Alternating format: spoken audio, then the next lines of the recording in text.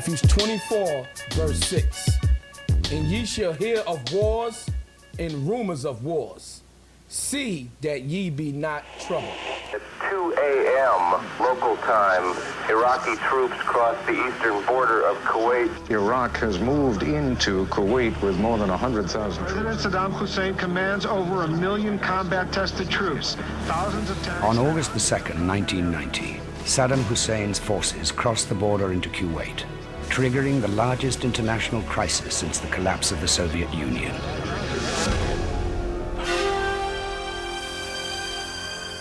A coalition force led by the United States is assembled and then launches a massive air assault against Iraq before finally starting the largest ground offensive ever since World War II in the name of liberating Kuwait. On February the 28th, 1991, having fulfilled its mission, the international coalition abruptly stops the war against Iraq. The last Iraqi troops are evicted from Kuwait or taken prisoners. Victory is total.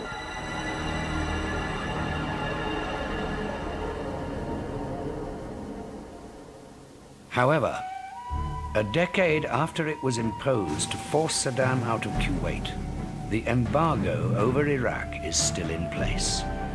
That assault had absolutely nothing to do with freedom and democracy. You had to keep the image of the good guys. So the press was kept out.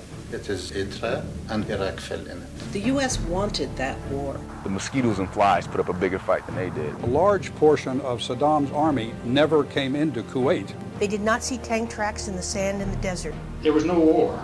Iraq was defenseless. This is genocide, period. Very naive that somehow sanctions would lead to the removal of Saddam Hussein.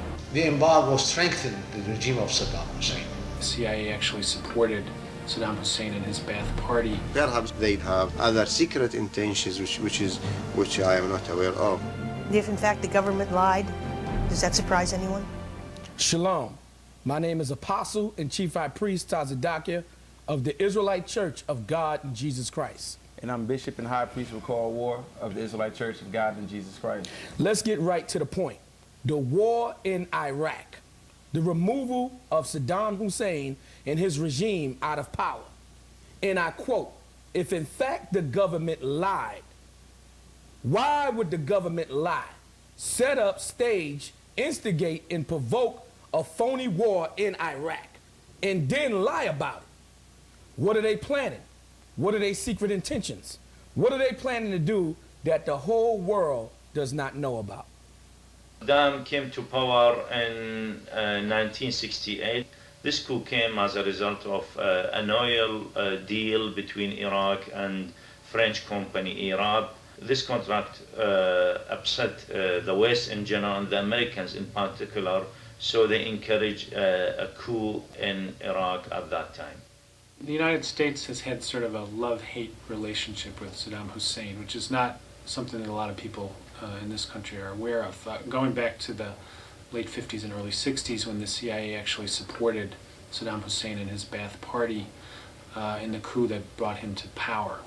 The Vice Prime Minister Abbas, called As-Sadi, said in a book which he published in Beirut that we, the Ba'athists, came to power in an American train. He said that. How can this war be about the removal of Saddam Hussein and his regime when America is the one that put him in power in the first place? A sweeping purge of his opponents and attacks Iran without provocation or apparent reason.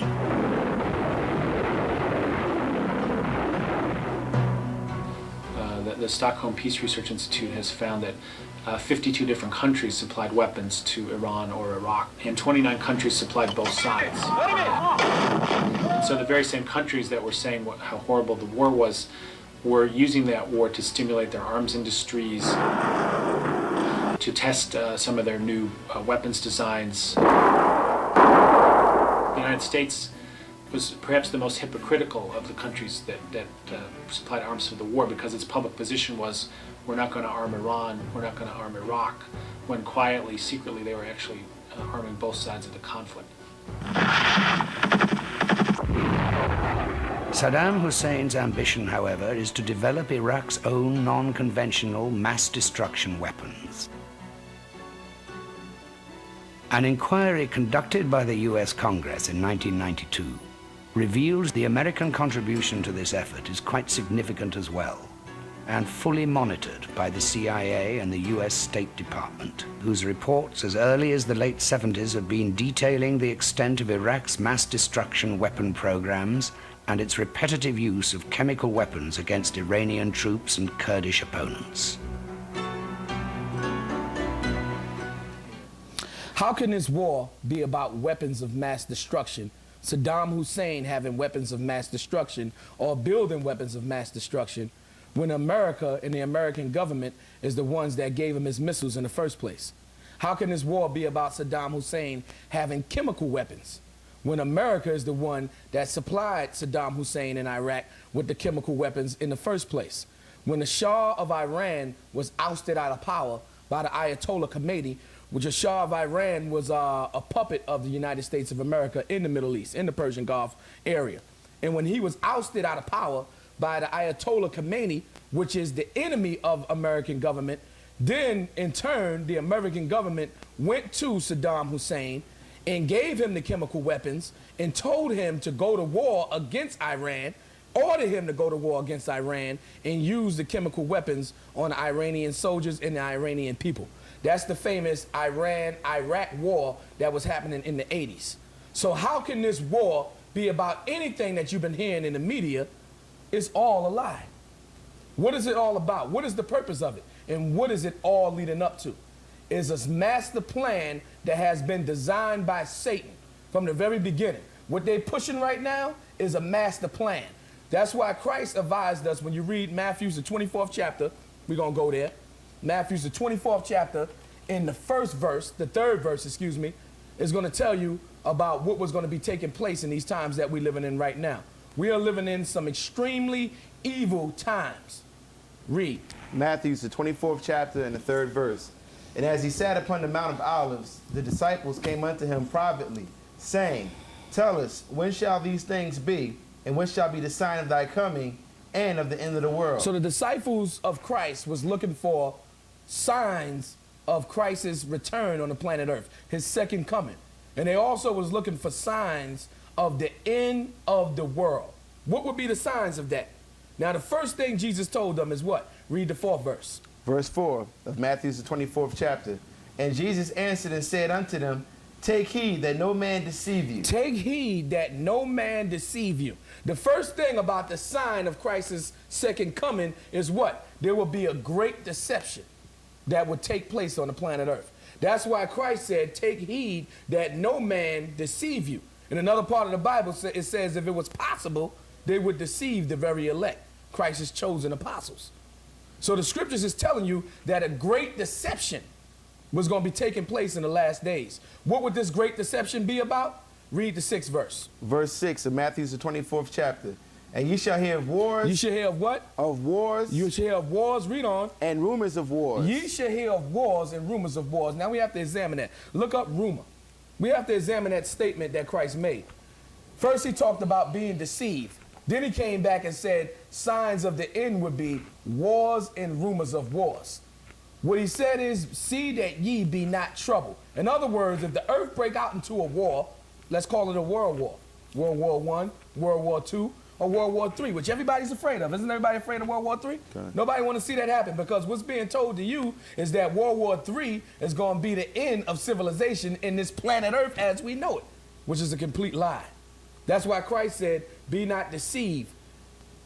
You shall hear of wars and rumors of wars, but see that ye be not troubled. Because these wars that's really happening are not really wars that's taking place for the purposes that they're telling you. The war that's happening in Iraq right now, that's not a war that's being fought because of weapons of mass destruction. That's not a war that's being fought because of chemical weapons. That's not being a war that's being fought because Saddam Hussein is against America. What you're going to find out in this tape and in these series of tapes that we're doing is that Saddam Hussein is in agreement with America. He's one of America's, what they call allies. He's one of America's allies. Then that's what you're going to find out in this tape. So read that again. Matthew, the 24th chapter and the 6th verse. And ye shall hear of wars and rumors of wars. You shall hear of wars and rumors of wars. Wasn't there a war in Bosnia? Didn't we hear about that? Wasn't there a recent war in Afghanistan? It was known as the war against terrorism. Didn't we hear about that? Now we see the war in Iraq. So everybody's probably trying to figure out what's going on here. What is the reason and the purpose for all these wars? These wars are not orchestrated, and they're not directed, and they're not proposed by God. These are not God's wars. All these wars that's taking place right now is Satan's wars, because Satan have a plan. That's why it also says rumors of wars, because some of these is not really even wars. You just heard in the clip that we had earlier where it said Saddam Hussein commanded over 1 million combat troops. Now, you seen the CNN coverage of the war. Where they at? I mean, when you're going to see a war, you actually seeing a war being fought, and you don't see the other military. You don't see the other army fighting against the American army. What you did see is a bunch of guerrillas that was in the area that was rising up, and they was trying to protect their land, their home. That's the guys you were seeing getting killed by the American army. But where was the Republican Guard? Where was the military of Saddam Hussein? Where was his Air Force? Where was his navies? Where was his Marines? Nowhere to be found, because this is a phony war. And we're going to tell you the purpose of this phony war. That's why the scripture says rumors of wars. Read the definition for rumor, so everybody can understand what Christ meant when he said, when you hear of wars and rumors of wars. This is the word rumor in the Oxford Dictionary and Thesaurus, the American edition. Rumor, general talk or hearsay of doubtful accuracy. Okay, meaning you can't really tell whether what they're saying is the truth. Okay, that's what a rumor is. Read on. A current but unverified statement or assertion. Again, something that's being said that you cannot verify as fact. Okay. Rumors of wars. Can you tell me that this is a real war? You're going to say yes. Why? Because you're seeing it on CNN. I'm seeing a war being fought. No, you're seeing a Hollywood stage show. That's what you're seeing. Yeah, people are dying. People on both sides are dying. Why? Because these people that's dying is sacrificed for Satan's greater purpose. What is Satan's greater purpose? What is Satan's master plan? Let's go back a little bit and let's go to Matthew, the 4th chapter and the 1st verse. Matthew 4:1. And then we'll come back to that. Let's go to Matthew 4, chapter 4, verse 1. Then was Jesus led up of the Spirit into the wilderness to be tempted of the devil. Then was Jesus led up of the Spirit into the wilderness to be tempted by Satan. Let's jump to the 8th verse to get to the point. Verse 8 of Matthew, the 4th chapter. Again, the devil taketh him up into an exceeding high mountain and showeth him all the kingdoms of the world. What did Satan show Christ? All the kingdoms of the world. Now pay very close attention to this.